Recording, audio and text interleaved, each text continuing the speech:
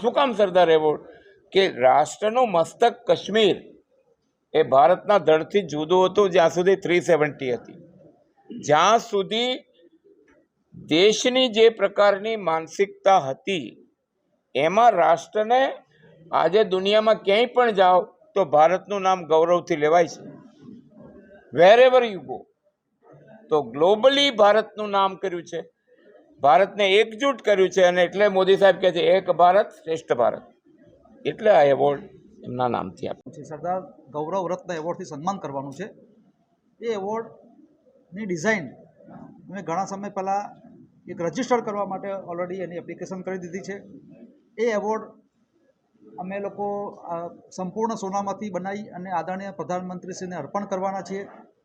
કદાચ અમારા ધ્યાનમાં છે ત્યાં સુધી આ રીતે કોઈ સમાજ દ્વારા આદરણીય પ્રધાનમંત્રીશ્રીને એવોર્ડ આપીને સન્માન કરવા માટેનો આ એક પાટીદાર સમાજનો નમ્ર પ્રયાસ છે.